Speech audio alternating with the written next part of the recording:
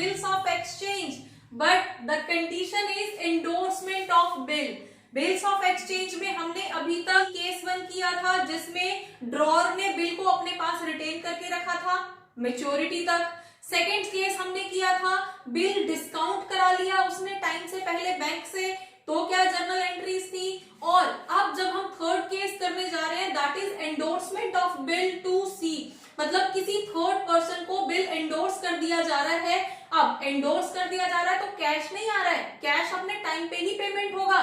अभी यहाँ पे जब हमने बैंक से किया था डिस्काउंटिंग कराने के टाइम पे ड्रॉर के पास कैश आ गया था, लेकिन यहाँ पे हम एंडोर्स कर रहे हैं। एंडोर्स का मतलब क्या है, ड्रॉर के ऊपर कहीं पे कोई लायबिलिटी रही होगी सेम अमाउंट की और ऑलमोस्ट सेम टाइम पीरियड की, ठीक है। तो अब उस केस में वो ड्रॉर उसे कैश ना देके जिस ड्रॉई से उसको पैसे लेने हैं सीधे उसी को कांटेक्ट करा देता है कि अब तुम अपने पैसे इससे ले लेना, ये बिल पकड़ो और मेरी तरफ से जो मेरे ऊपर जो लायबिलिटी थी जो मुझे पेमेंट करना था वो खत्म, मेरा सेटल डाउन हो गया, ठीक है। तो अब आपको जो पेमेंट लेनी है वो मुझसे नहीं लेनी है, वो पेमेंट आपको बी से लेनी है। उसको हम एक इलस्ट्रेशंस के फॉर्म में कर लेते हैं। हमारे पास जो है ए ड्रॉर है और बी जो है वो ड्रॉई है। अब यहाँ पे ए ने कुछ सामान सेल किया था बी को, बी ने बिल एक्सेप्ट कर लिया, बिल जनरेट हो गया। अब क्या किया, ए ने सी से कुछ सामान खरीदा हुआ था, ए को सी के कुछ पैसे देने थे, सेम अमाउंट लगभग 5000 सेम अमाउंट का है। तो अब ए क्या करेगा, बी से उसको रिसीव होने हैं, सी को उसे पेमेंट करना है। तो ये सिंपली क्या करेगा, कोई कैश की ट्रांजैक्शन नहीं करेगा, ये क्या करेगा, ये बी और सी को कांटेक्ट करा देगा। इसके हाथ में जो बिल ऑफ एक्सचेंज था वो सी को दे देगा। अब जिसके हाथ में बिल ऑफ एक्सचेंज होगा लास्ट पेमेंट तो उसी को होगी, ठीक है। तो अब क्या करेगा, बी लास्ट में पेमेंट करेगा किसको, सी को। तो हमारे पास एक एंट्री इंक्रीज हो जाएगी इसके अकाउंट में एंडोर्समेंट की, ठीक है, और इसके अकाउंट में वो पेमेंट करेगा तब उस पेमेंट की एंट्री होगी, बस सिंपल। लेकिन अब हमारे पास अकाउंट कितने बनेंगे, अकाउंट हमारे पास 3 बनेंगे क्योंकि 3 मेंबर हैं जो यहाँ पे एक्टिवली पार्टिसिपेट कर रहे हैं। कौन कौन है, एक तो ड्रॉर जो ए है, दूसरा ड्रॉई, ठीक है, and third party is endorsee. अब थर्ड पार्टी एंडोर्सी आ गए तो उसका भी अकाउंट बनाएंगे, उसकी भी जर्नल एंट्रीज करेंगे। तो जर्नल एंट्रीज कैसे होती है वो हम यहाँ पे एक क्वेश्चन लेके करेंगे। Now the question is a sold goods of ₹20,000 plus GST, CGST and SGST each at the rate of 9% to B on 10th of July 2017. Okay, ए ने बी को गुड्स सेल की है 20,000 की प्लस उस पे 9% CGST और SGST भी apply हो रहा है। 10th ऑफ जुलाई को ये ट्रांजैक्शन हुई है। ओके, अब सेकेंड पॉइंट है कि बी ने 3600 तो अभी कैश पे कर दिया तो इसकी भी एंट्री होगी। अब जो भी हमारा बाकी अमाउंट बचा है उसके लिए हमने बिल्स ऑफ एक्सचेंज जनरेट कर लिया, ड्रॉ कर लिया एंड उसके बाद में ए ने क्या किया, उस बिल को एंडोर्स कर दिया किसी सी को, ठीक है।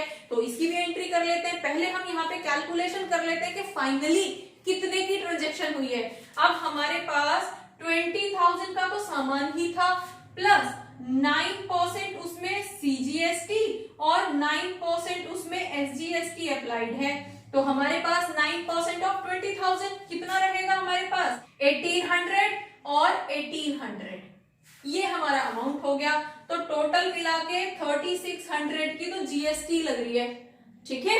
अब उसने क्या किया है, 3600 जो जीएसटी के पैसे थे ड्रॉई ने इमीडिएट कैश पे कर दिया, तो कैश पेमेंट की एंट्री हो जाएगी और बाकी बचे हुए 20,000 की हमारा बिल ऑफ एक्सचेंज हो जाएगा, क्योंकि हमारे पास यहाँ पे टोटल बिल तो इतने का बना ना, है ना, ठीक है। तो अब हम जर्नल एंट्रीज करना स्टार्ट करते हैं। नाउ अब हमारे पास 3 मेंबर्स होंगे जो एक्टिवली यहाँ पे पार्टिसिपेट करेंगे।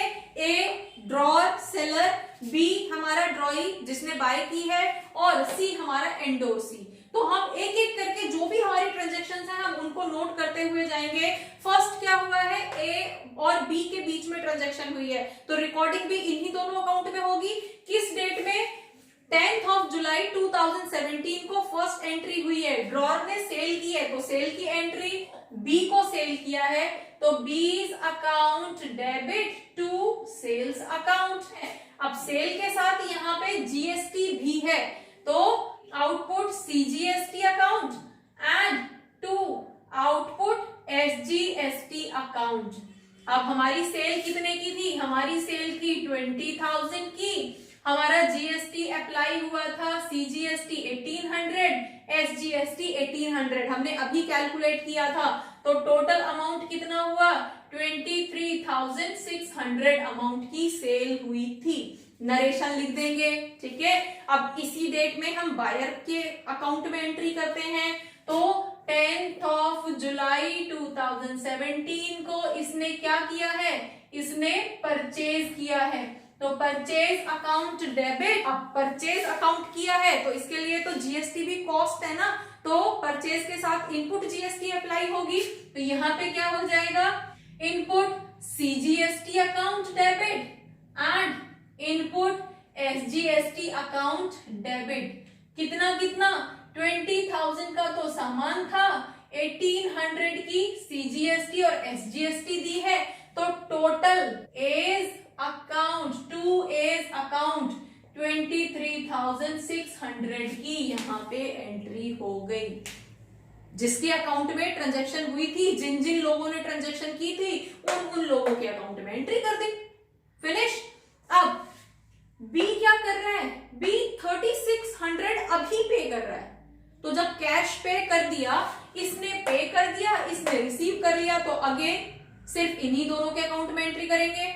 एंट्री क्या होगी, सेम डेट में। अब क्या कर रहा है बी, कैश पे कर रहा है ए को, ए रिसीवर है तो रिसीवर डेबिट होगा, तो A's account debit to B की तरफ से जा क्या रहा है, कैश जा रहा है, कितना 3600 रुपीज का कैश जा रहा है। और सेम एंट्री हमारी यहाँ ड्रॉर के अकाउंट में भी होगी, 10th of जुलाई को इसके पास कैश आ रहा है, कैश अकाउंट डेबिट, और दे कौन रहा है, ड्रॉ ही दे रहा है, बीज अकाउंट।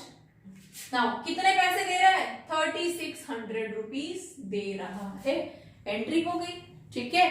अब इसके बाद कैश पेमेंट हो गई, अब बिल जनरेट होगा, तो बिल कौन बनाएगा, बिल ड्रॉर बनाएगा, तो ड्रॉर के अकाउंट में उसी टाइम पे, और ये सारी ट्रांजैक्शन कब हो रही है, सेम उसी टाइम पे जिस टाइम पे सेल परचेज हो रही है, तो एंट्री क्या हो जाएगी बिल बनने की, इसके लिए वो क्या है, बिल्स रिसीवेबल अकाउंट डेबिट। अब ये सारी चीजें तो हमने लास्ट वीडियोस में की हुई हैं, तो बिल्स इसके लिए रिसीवेबल होगा, टू किस पे जनरेट कर रहा है ये, बीज अकाउंट। कितने का बिल जनरेट हुआ, 20,000, क्योंकि 3600 तो उसने इमीडिएट पे कर दिए, तो बचे कितने, 20,000, 20,000 के लिए बिल बन गया। अब सेम इसने बिल ड्रॉ कर दिया, तो ड्रॉई जो होगा उस बिल को अब एक्सेप्ट कर लेगा, और इसके लिए वो बिल्स पेबल होगा, तो एंट्री क्या हो जाएगी, A's account debit to bills payable account. कितने का बिल पे करना है, 20,000 रुपीज का बिल पे करना है, बिल बन गया, डन। ये बिल 3 मंथ्स के लिए बना है, अब 3 मंथ्स तक वेट किया जाएगा। अब वेट कौन करेगा, ए तो वेट नहीं कर रहा, ए क्या कर रहा है, ए ड्रॉर है ना, ए तो अपने उस बिल को एंडोर्स कर रहा है सी को, तो एंडोर्समेंट की एंट्री आएगी, और अब क्या करेगा, जो उसे सी को पैसे देने थे अब वो उस लायबिलिटी से फ्री हो जाएगा बिल एंडोर्स करके। अब फिर बाद में बी और सी आपस में एडजस्ट कर लेंगे, ए का काम खत्म, तो यहाँ पे एंडोर्समेंट की एंट्री आएगी, तो ये क्या करेगा, अब एंट्री किसके बीच में होगी, ए और सी, एंडोर्स हो रहा है, बी का कोई रोल नहीं है यहाँ पे, बी तो अब रिलैक्स बैठा हुआ है कि उसको 3 महीने बाद पेमेंट करनी है, बी का कोई रोल नहीं है, एंट्री किसमें होगी, ए और सी में, ठीक है। तो अब कब, वो तो सेम डे में ही एंडोर्स कर रहा है ना, तो सेम डे क्या, 10th of जुलाई को ही, जिस दिन उसने परचेज की है, जिस दिन बिल जनरेट किया है, उसी दिन वो बिल उठा के उसने सी को पकड़ा दिया, तो यहाँ पे क्या होगा, कौन रिसीव कर रहा है उस बिल को, सी रिसीव कर रहा है, तो सीज अकाउंट डेबिट टू, जा क्या रहा है उसकी तरफ से, बिल्स रिसीवेबल अकाउंट, बिल जा रहा है, कितने का बिल जा रहा है, 20,000 रुपीज का बिल यहाँ पे जा रहा है। नरेशन लिख देंगे, बीइंग बिल एंडोर्स टू सी, सी को एंडोर्स कर दिया। अब एक एंट्री हमारे ड्रॉर के अकाउंट में हो गई, तो दूसरी एंडोर्सी के अकाउंट में भी तो होगी ना। अब ये एक्सेप्ट करेगा ना उस बिल को, तो 10th ऑफ जुलाई को ही कहा क्या आया इसके पास, बिल्स रिसीवेबल आया है, bills receivable account debit to, किसने दिया है, ए ने दिया है, एज अकाउंट, ए ने कितने का बिल दिया है, 20,000 का बिल दिया है। तो यहाँ पे नरेशन लिख दोगे, बी बिल्स ऑफ ₹20,000 रिसीव्ड या एंडोर्स्ड फ्रॉम ए, ए ने एंडोर्स कर दिया, ठीक है। तो ए का तो अब काम खत्म, ए की एंट्री खत्म, क्योंकि ए की सारी लायबिलिटीज खत्म ना, अब वो पैसे लेगा क्योंकि उसने एक बिल से अपनी एक लायबिलिटी को वाइंड अप किया है, तो अब उसे कोई पैसे नहीं मिलेंगे।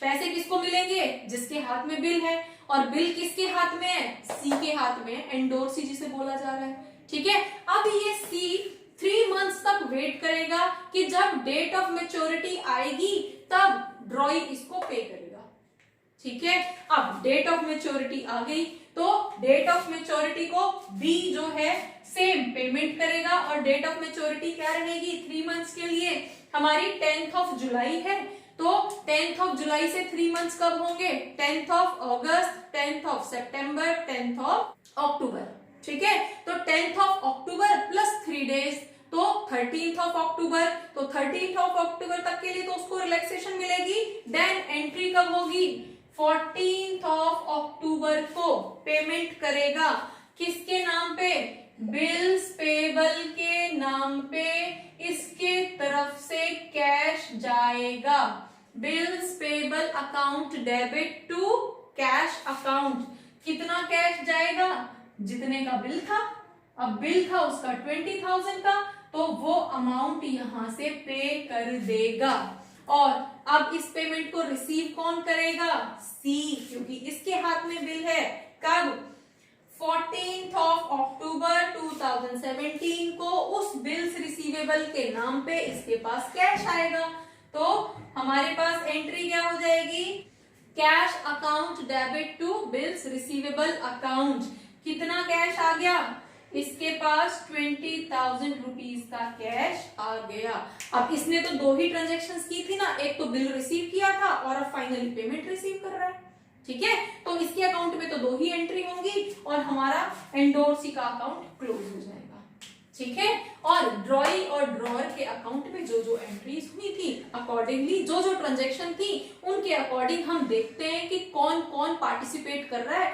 और उनके अकाउंट में हम वो जर्नल एंट्री डाल देते हैं, ठीक है। और एक और चीज याद रखनी है कि बिल जो है वो सिर्फ और सिर्फ ड्रॉई के लिए पेएबल होता है, बाकी किसी के लिए पेएबल नहीं होता, चाहे एंडोर्समेंट हो रहा है चाहे डिस्काउंट हो रहा है, बाकी सबके लिए वो एक इंस्ट्रूमेंट है बिल्स रिसीवेबल नाम का, ठीक है। तो बाकी सबके अकाउंट में बिल्स रिसीवेबल के नाम से ही एंट्री होगी, सिर्फ और सिर्फ ड्रॉई के अकाउंट में बिल्स पेएबल बोला जाएगा, ठीक है। तो होपफुली बिल्स ऑफ एक्सचेंज को किस तरह से एंडोर्स किया जाता है, कितनी पार्टीज इन्वॉल्व होती हैं, किस तरह से ट्रांजैक्शंस होती हैं और जर्नलाइज कैसे करते हैं, ये सब आपको समझ आया होगा।